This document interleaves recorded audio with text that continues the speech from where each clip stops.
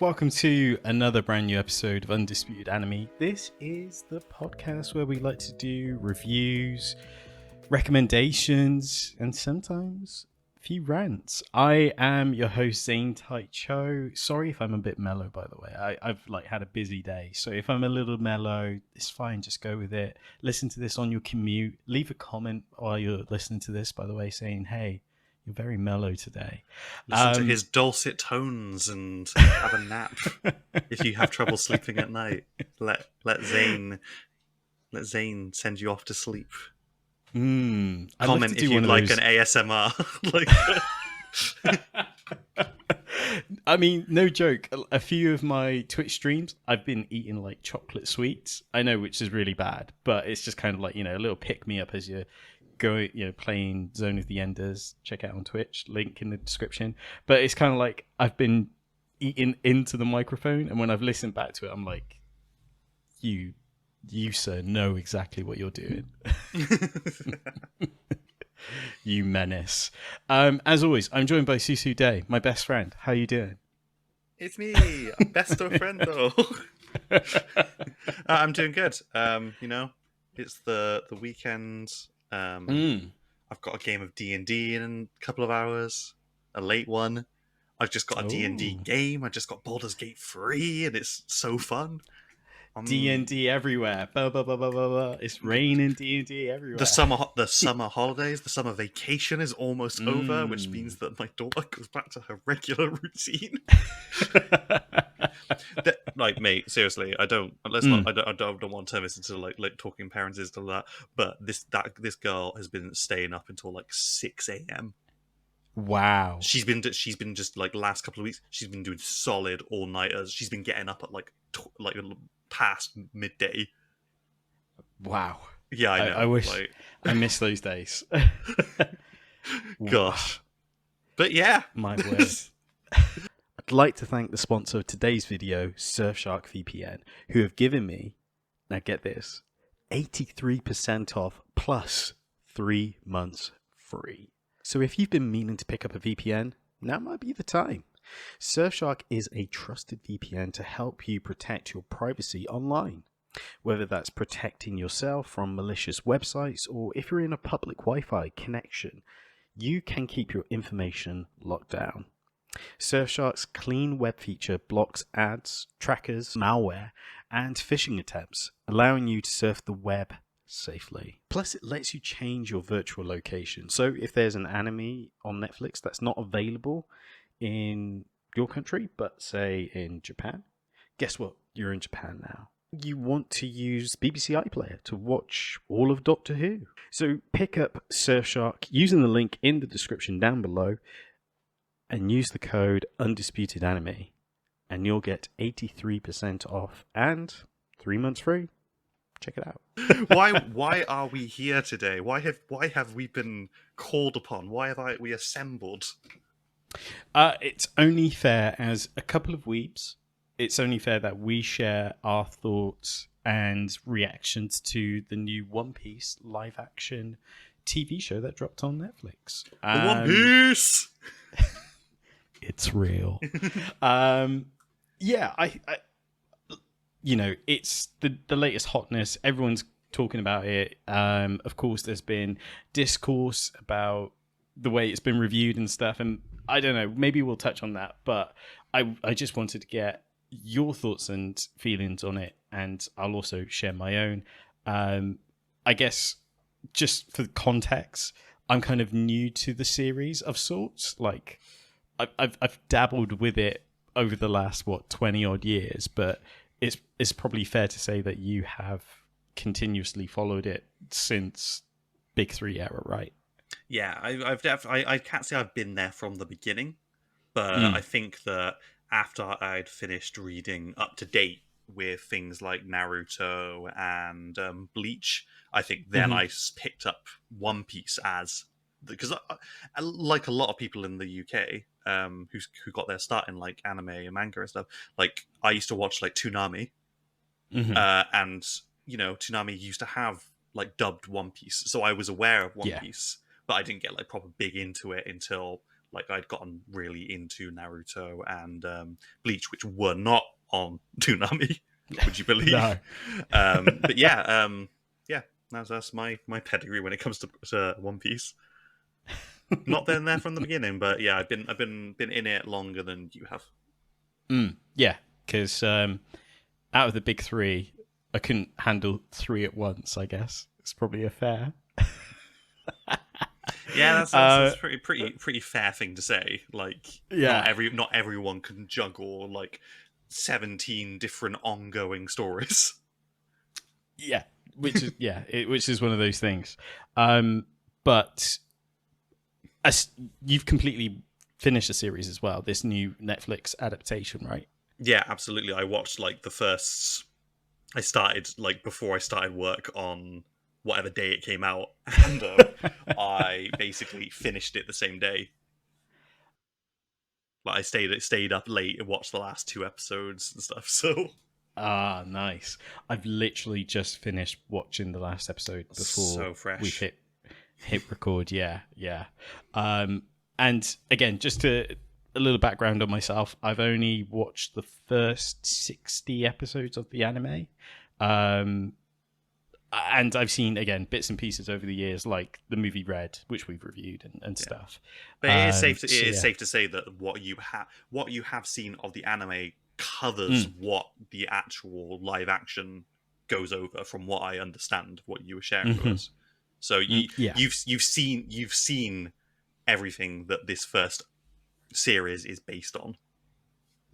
Yeah, and I guess this is probably like a great sort of starting point on where it differentiates from the anime series and maybe potentially the manga as well. But it's kind of like, what I was really surprised with is how condensed it is. Like, I want to say like the first 30 episodes of the anime is like right up to Arlong Park. Maybe even the first 40 episodes you get to Arlong Park. Yeah. But that's condensed right down into these like 8 episodes. Yeah.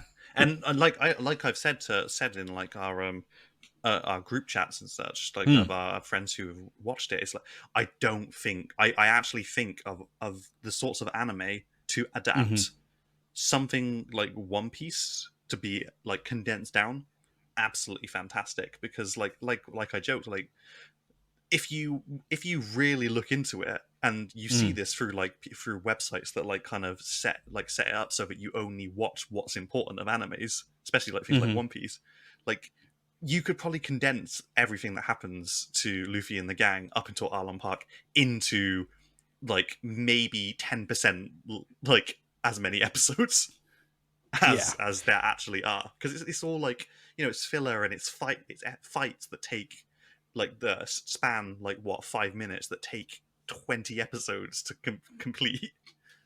100%, yeah, because like even the fight with Arlong is like stretch out, because there's a point where Luffy falls into his like little pool and they have to stretch his neck. Yeah, they stretch his neck out to keep him like what's the word I'm looking for? Keep him from drowning and stuff. Yeah, keep him breathing. So obviously under the water he gets his power gets sucked away and he's like completely helpless.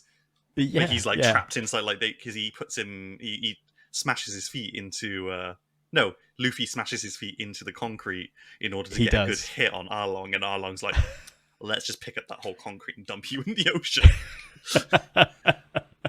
But as you say, that then leads to like a 5-episode arc of Sanji trying to save Luffy. Yeah. But then that doesn't happen in this adaptation at all. Yeah, but it doesn't suffer for not being there.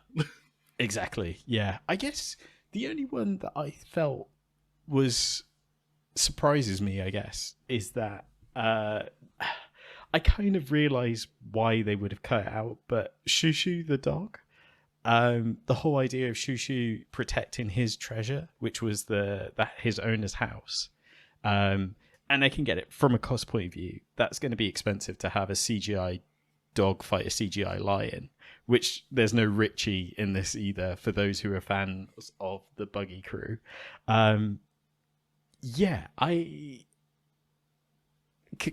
Because that whole treasure thing leads on to Nami realizing Luffy is different from any other pirate, like Yeah. from her perception and stuff. And I guess like they still managed to do that when Luffy freed all the prisoners. But again, the message is slightly different. It still lands the same point, but it's a different way to do it. You know what I mean? It is like you said. It's like they've still touched upon the importance of an important moment that helps everyone else realize that Luffy isn't just another pirate. Like, and he like they make it. It's made such a big deal all the way like through like the. And I think when our friends mentioned this, like Luffy is almost it's not like they've changed him in like a negative way, but they've kind of like made him even purer than he is in the anime. Yeah, they like kind of made him a much more like innocent like character. yeah.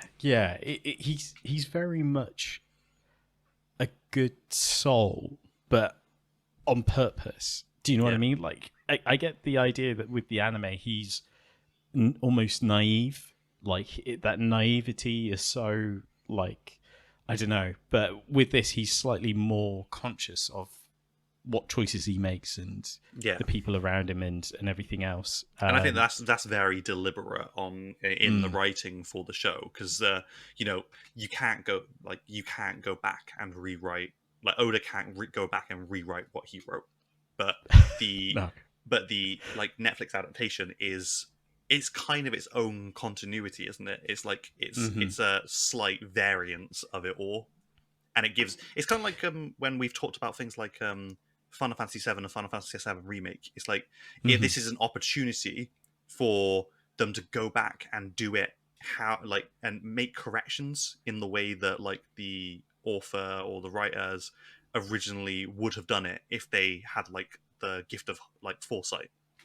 Yeah, that's an interesting point actually, because one thing I noticed is that they talked about, not so much they talked about, that they mention characters that come on much later down the line, like Jargo.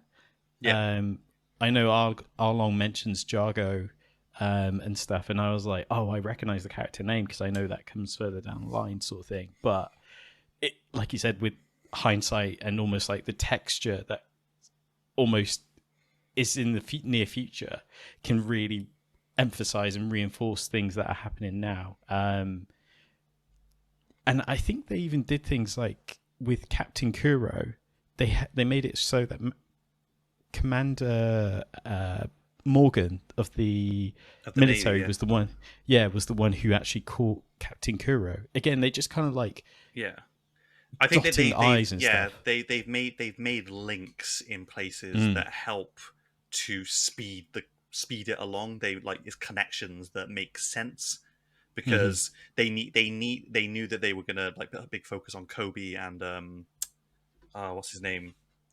I shall tell you right now. I can do the same thing. Kobe and Helmeppo. Yes. They made a big deal with Kobe and him to put him front and center in Usopp's arc and stuff and they needed a way for the Marines not to believe Usopp and stuff like that. And if his dad was the one who actually caught and killed Captain Kuro, that's perfect. It's like the same way that obviously Arlong shows up much earlier. Well, the Arlong crew shows up much earlier in this, and it's just through the whole sake of obviously after Buggy's been defeated, Arlong's crew shows up, and Arlong's wanting to know what's going on, and then moving forward, they keep Buggy in that way, and then obviously instead of Hawkeye, like. No, instead of what's his name? There's that other pirate coming along and like destroying the restaurant. They had Arlong show up instead. Yes, yeah. Kreese. Yes, because he's in this, but he has almost like a fight he has a fight sequence with Hawkeye on the beach, doesn't he? Yeah. So it's almost like a weird cameo. But we do get to see, like, because I was confused. I was a little not confused or disappointed, but like they still use the thing of a part of Kree's crew showing up and Sanji feeding him, except in this occasion, he didn't go back and get Krieg and bring him back. Yeah. Yeah. And we also they still use that scene of showing how strong Mihawk is by slicing Don Creed's ship in half and stuff with like a single blow. And again, I know we're kind of maybe talking all over the place, but the visuals were actually really good with this, I thought. I think, like I said, when we all started watching the first episode, I think that as a world, just generally, pirates as a theme lends very, very well for a setting, like set for a show like this, because pirate settings are always a little bit campy, and stuff. So it's like you can get away with things being a little bit like less realistic, I think. Like, I mean, you watch all of Pirates of the Caribbean, it doesn't matter how much they dress it up, there is so much like wacky stuff happening in Pirates of the Caribbean. Yeah, 100%. What should we talk about the casting and crew? Oh, absolutely. I would love to. The cast for this, I thought were absolutely fantastic. Like, really well cast. Absolutely. So charming in their roles, completely understood the characters they were playing. From Emily Rudd, I believe that's pronounced, or Rude? Yeah, Rudd, I'd say. Rudd. Her Nami was fantastic. Everything it needed to be. Also, a slight deviation. I'm so happy they didn't kind of matchmake her with any other character of the crew. Oh, yeah. That was like one of my like worries, because again, historically speaking, it's so easy for someone to match the female up as being a love interest for, you know, one of the other male members of the crew. But that's such a big deal in One Piece, because obviously you've got Sanji, who is like he's in love with everyone, and he's like fixated on Nami and on Robin, but they're never like, it's not a love interest thing. It's just his character. He is just like a womanizer, and he loves women. Also, fair play to Taz Skylar. I thought his portrayal of Sanji was amazing, because again, some criticisms going into this, like people worried that Sanji is quite a pervy character of sorts, where he felt like he was kind of one of those guys that loves the mystery of women, and you know, that speech he gives Zoro where he's like, women are complicated creatures, they're not as surface level as you think, and stuff. I was like, wow, this guy is like killing it. Like, his delivery's so good. Never in a million years would I have thought that for Sanji to cast him as this like charming roadman. I was waiting for him to go stole. Were you not? Could you not hear it? I heard the roadman in him. And this is going to sound so terrible. I had this thought that crossed my mind. You know, when he cooks for Nami's sister, yeah, and she was like, "This is the best meal I've ever had in my life." You know, there's that joke where, and they've only ever had chicken that's not seasoned. Yeah, that's what crossed my mind, is like, Sanji's just seasoned chicken, and now she's like, it's perfect. The roadman seasoning. Luffy, cheeky Nando's. let's talk Luffy, because yes, I've heard it said by I'm always referring to friends of ours, a friend of ours pretty much fantastically. Inaki is like the perfect casting for Luffy. It's like not even like his acting is good for him, his like personality. It's, you look at him, he's got the same proportions, and like he's just like he's got the same energy about him. Yeah, that real sort of lovable goofy energy. Yeah, really charming. I was really skeptical going into this, and I have to admit, like, I didn't instantly fall in love with this. It really grew on me. Because again, going into it, I kind of was a bit nitpicky because I was like, oh, this is different, that's different. Oh, I don't know if I like it because it's different. But by the end of it, I was like, you know what? I actually really enjoyed this. And I feel like it did what it needed to do. Absolutely. So, kudos to him. I think he was great. His stretchy effects as well wasn't bad. It wasn't the worst I've seen.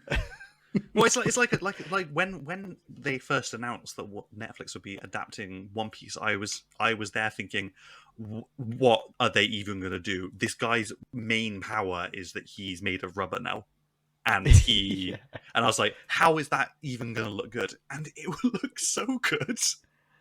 It's not bad. It's not bad at all. I'm trying to see if I can find the one where he stretches his cheek out. I think that one's like so good.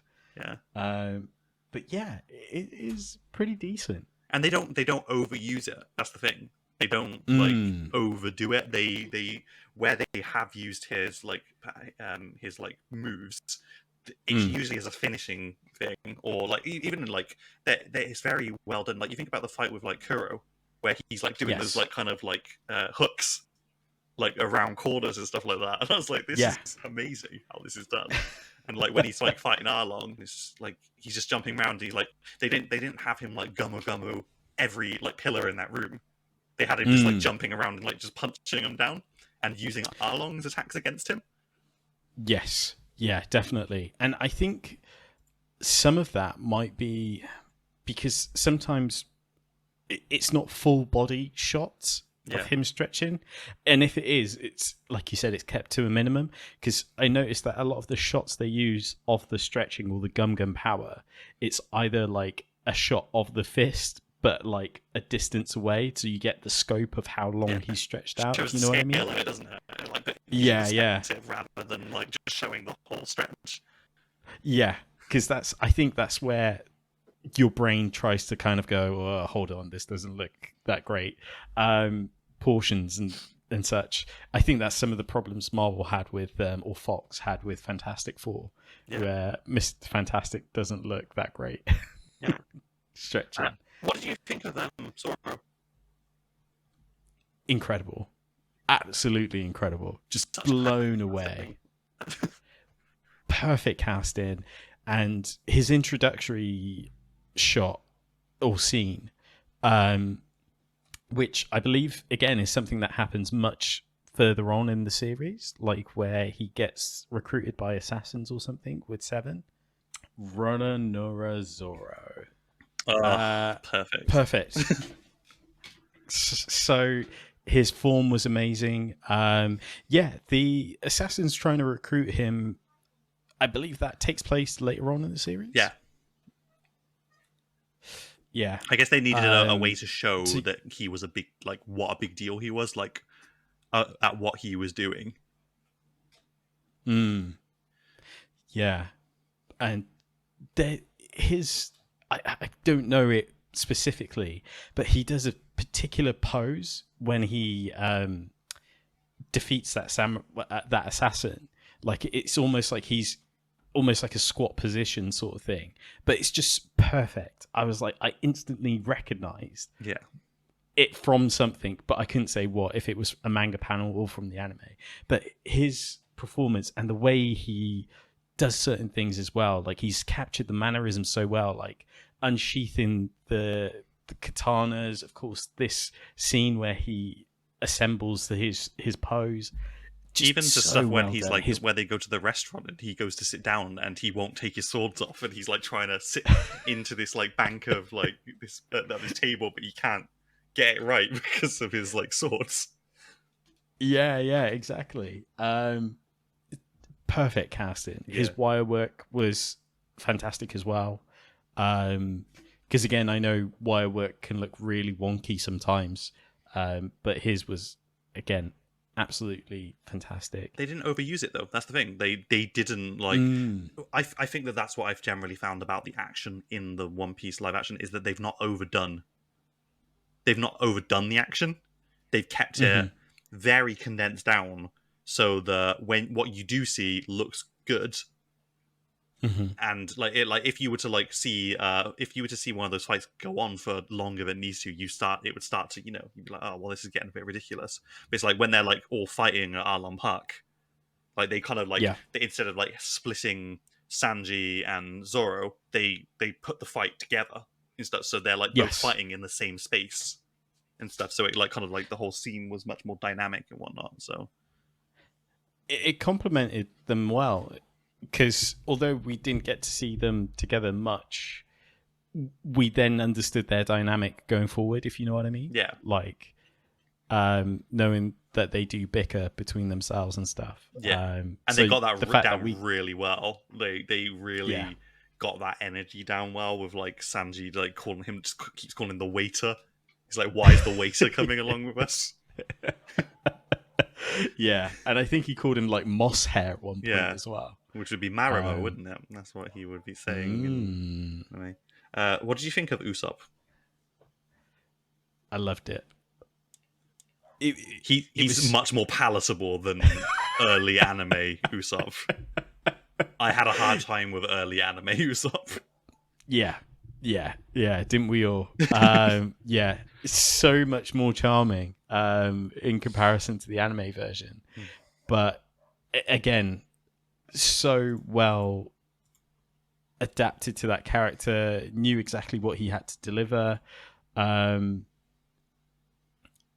don't know, charming, like it was everything really. But just as flamboyant as well, because that's his whole thing, isn't it? He's like he's learned that to get like what he like that he needs to tell these stories in order to make himself like feel important and stuff.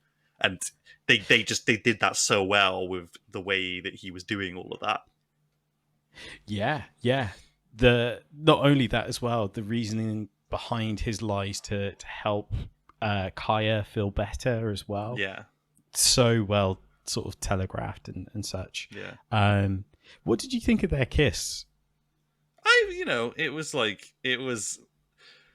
I don't think it was wholly necessary, but I don't think it really suffered this. It doesn't think that it suffered for it happening, because I think that everyone who has read or watched the anime has probably just gone, yeah, I could imagine that would be something that happened, because it wasn't like an overtly romantic kiss.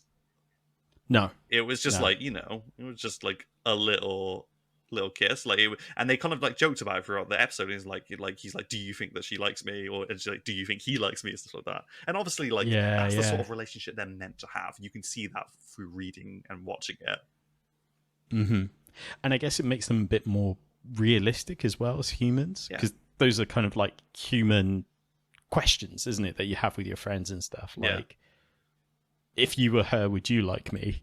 Yeah, exactly. And it's good. It's good because you had it. They needed to, because I guess it's not. I don't know if it's the right time to speaking about, but it's definitely. You can see a lot of the choices that have been made in the writing have been done so to make it more appealing to a Western audience and stuff. Because obviously things are much more overt in the West than they are in the East.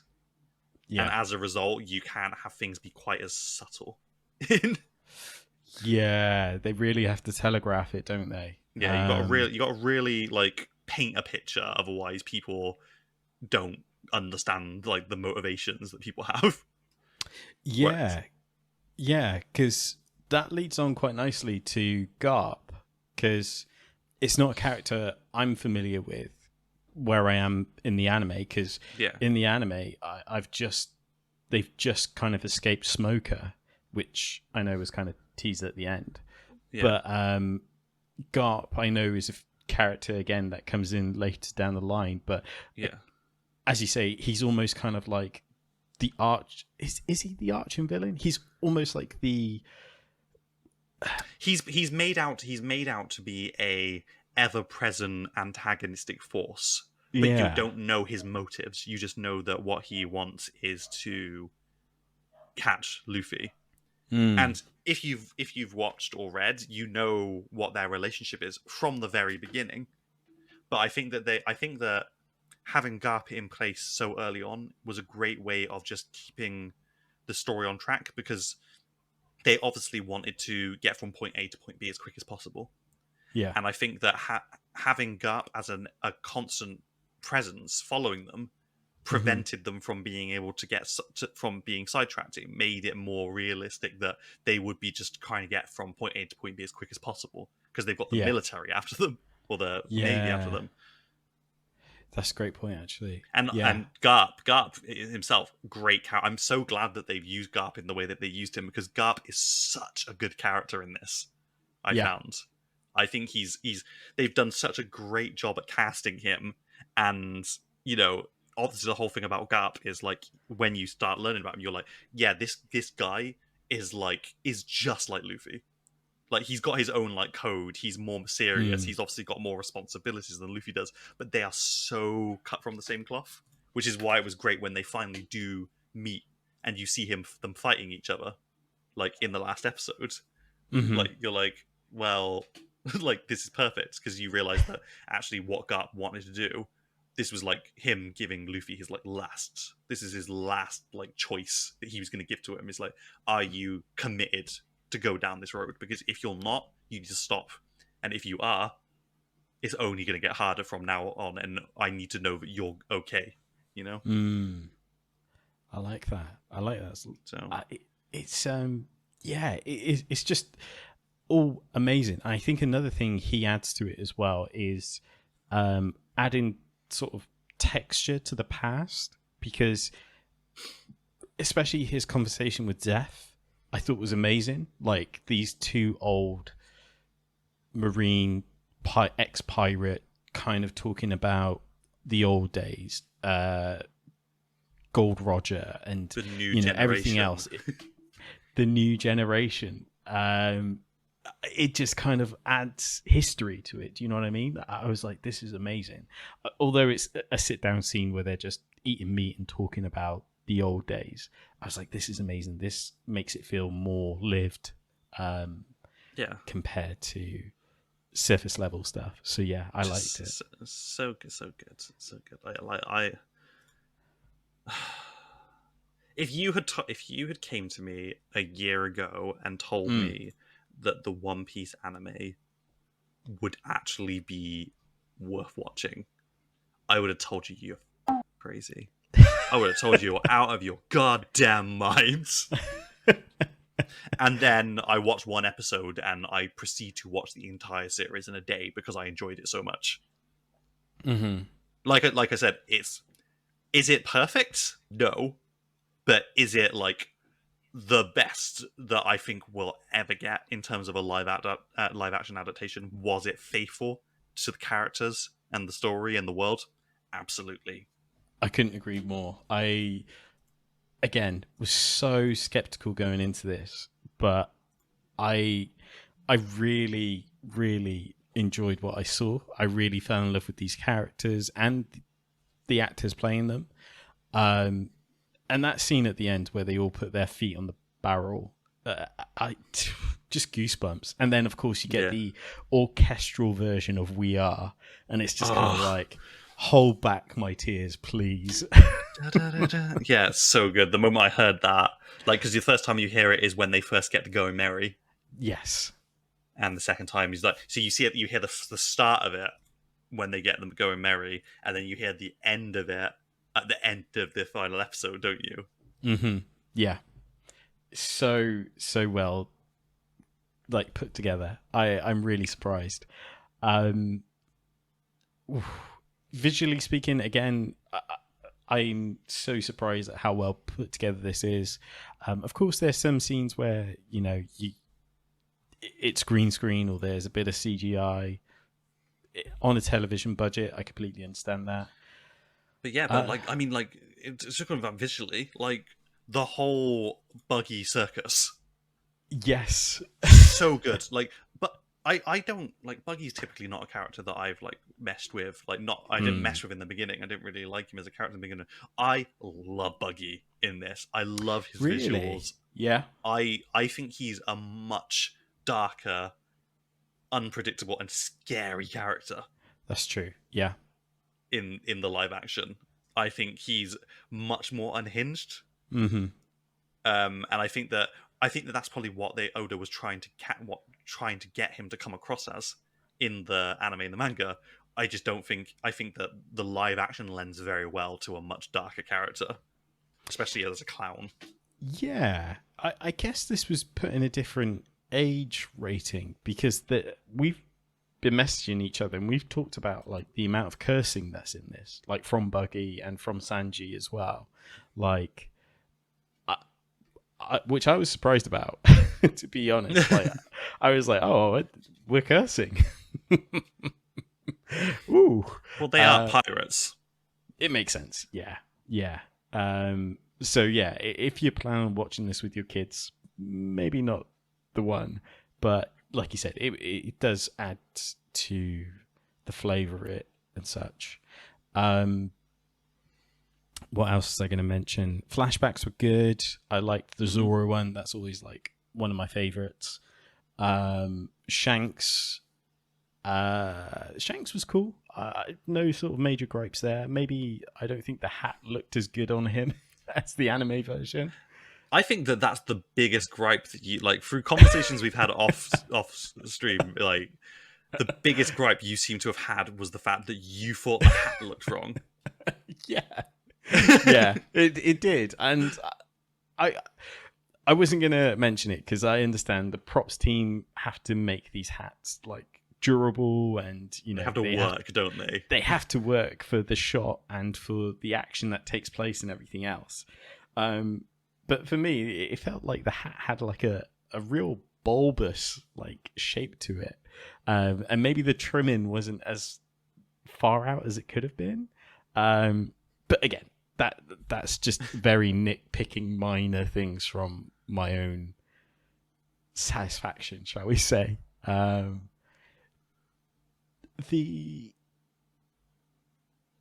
going to just jump into ratings and stuff because I've had this window open for such a long time.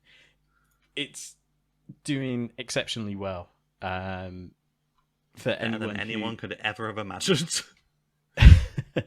If anyone is into those sort of ratings and stuff, as the time of recording on IMDb, it is an 8.5 out of 10, which I think is a reasonable rating. I think it's only fair.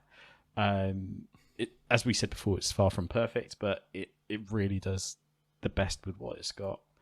I saw this tweet from @LeeLeo2211, and I thought it was actually interesting because out of the Western live action adaptations we've had, so we've had Dragon Ball Evolution, we've had the Death Note, which came from Netflix, as well as, of course, Cowboy Bebop. Death Note didn't happen.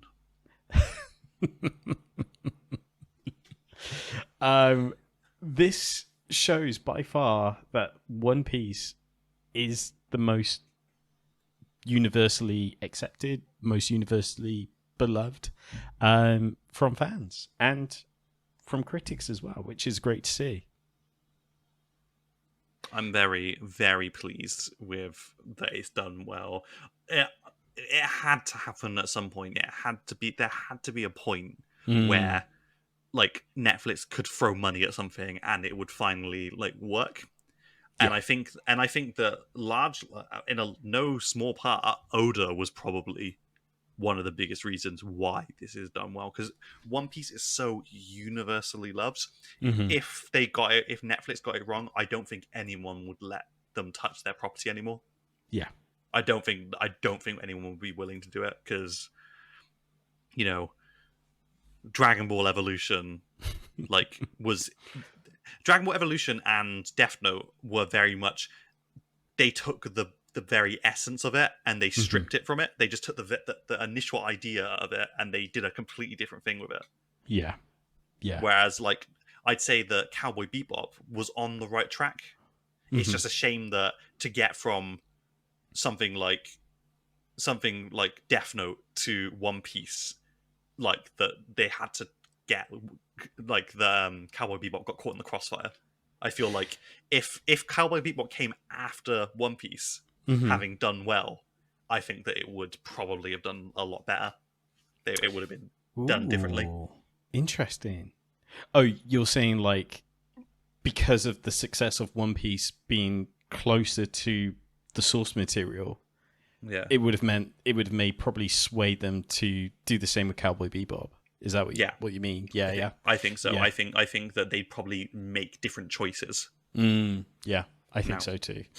Yeah, I'm really interested to understand, because Oda has like said in some messages that are on Twitter, and I believe in maybe even some of the manga pages, like in editor notes, how like he had to fight for certain things, and I'd love to know what those things were, because it'd be interesting to understand like how far off the path Netflix would have gone with their own creative. I would love to know what Netflix was planning to do, what their initial like thoughts were. It's like when you like hearing like about some video games, like you hear that the game Anthem was meant to be a completely different game. There wasn't flying.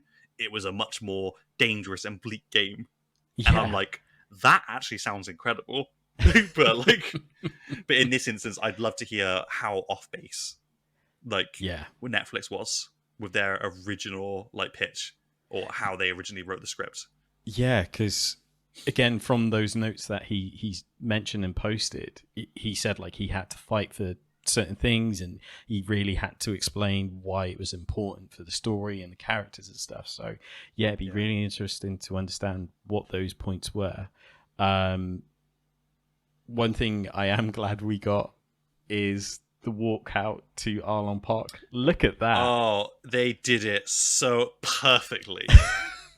Like, it needed more time though. That's the only annoying thing I have to say about it. It needed more time, but yeah. Yeah, no, but you know that extra time was taken from like the 50 other episodes that came either side of it, whereas they only had like a shorter runtime. You know.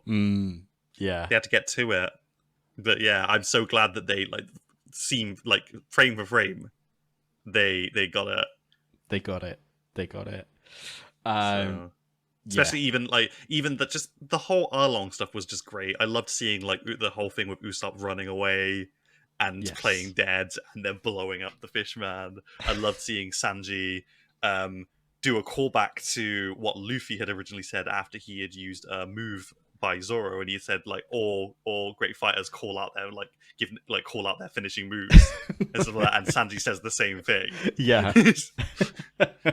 So I'm really, but like I mean, this is like looking forward to the future, and I'm going completely off track again because I just get excited and I go off track. But I'm really, really, really keeping my fingers crossed that it does get a season 2.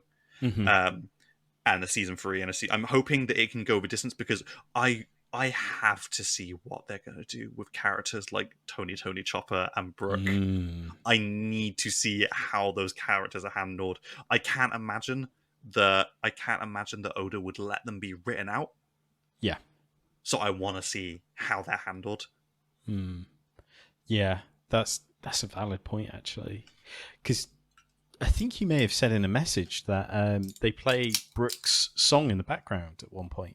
Yeah, so when they're on Luffy's island, and he's still in this flashback where he's a kid, and they're at the bar just before the other pirate crew comes along and stuff, it's playing the Binks Usaki side of the song in the background. That's cool. It's like played on like an old, like, you know, when you walk into a saloon in like a Wild West movie, it's being played on one of those. Like an old piano type, like... Yeah.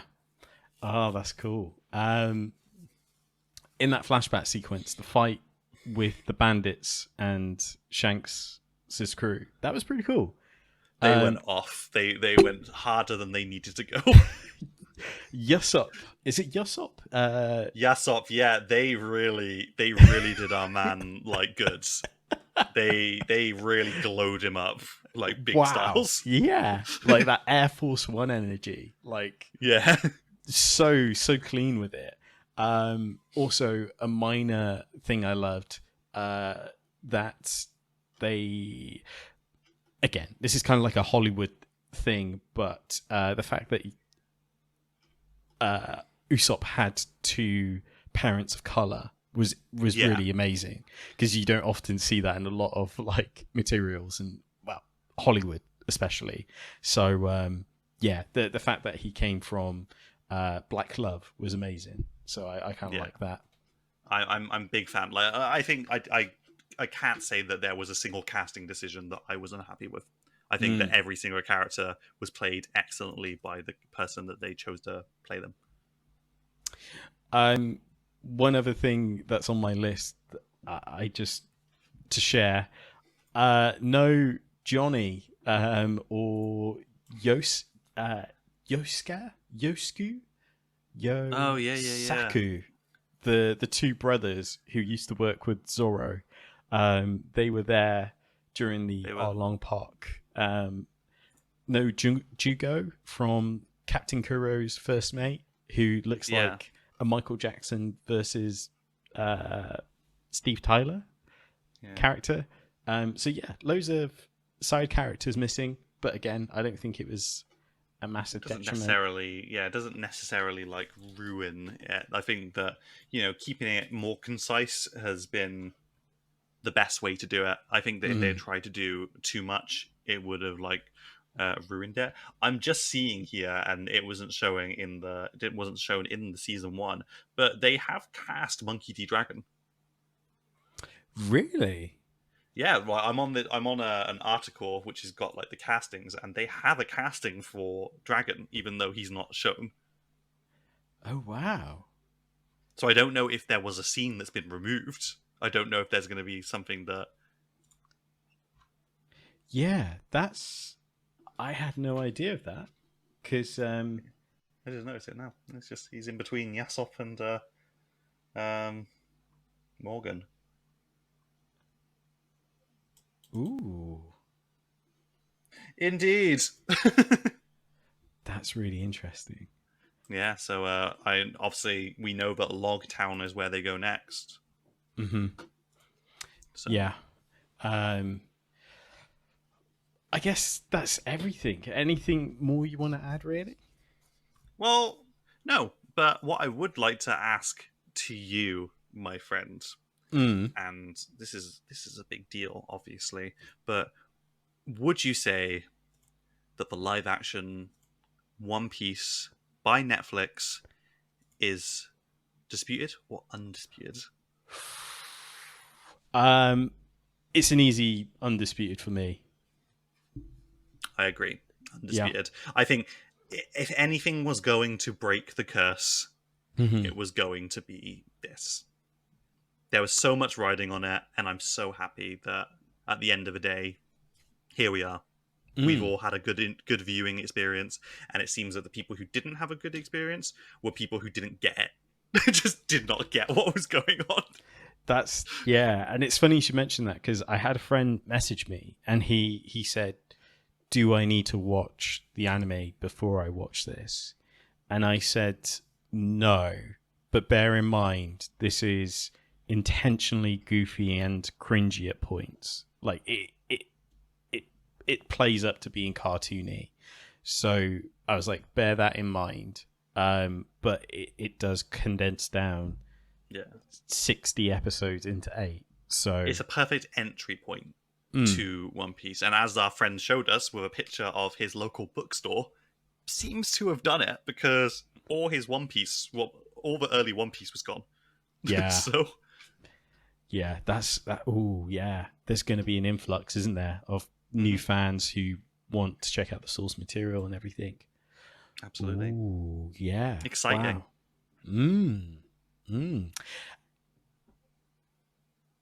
I'm going to clip it, and then I'm going to circulate that, because just in case new people. Yes. Sorry, I just went down a rabbit hole of thoughts there. But we want to know your thoughts. Are you new to One Piece? Was this your entry to the series? Let us know. Let us know in the comments. Let us know on comments on YouTube or your favorite podcast platform like Spotify or Apple Podcast. Wow, what an episode. I know we kind of went over different things and stuff. But yeah, let us know your thoughts in the comments. Please do. We will no doubt be reading them. Any final words, Mr. Susu Day? Go and watch it. It's really good. And, for only 8 episodes, it's not going to take up a huge amount of your time. I'm definitely going to rewatch it in the Japanese dub. Oh yeah, absolutely. I really want to hear the original cast like do it. I wanted to do it both because I really think that the cast has done a great job with their characters, but it would be cool to see the original voices. Yeah, I'd love to know what that experience is like. So I'm definitely going to rewatch it now, but with the Japanese dub to get a sense on it. Get on it, son. As I say, make sure to like, share, subscribe. It was good catching up, and it was good to see you again, my friend. And absolutely, been a hot minute, hasn't it? It's been a hot minute, but we will no doubt see you guys soon. And I guess we've got to talk about the autumn anime lineup coming up. Ooh. Yes, we do. Yes, Boy. we do. Thanks for listening. Thanks for watching, and we'll see you soon. Peace.